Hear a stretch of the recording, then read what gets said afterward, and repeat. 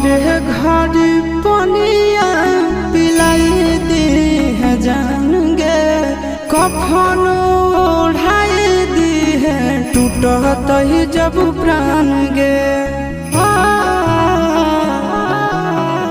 मरे घर पनिया पिलाई दी है जान गे, कफन ओढ़ाई दी है टूटत ही जब प्राण गे।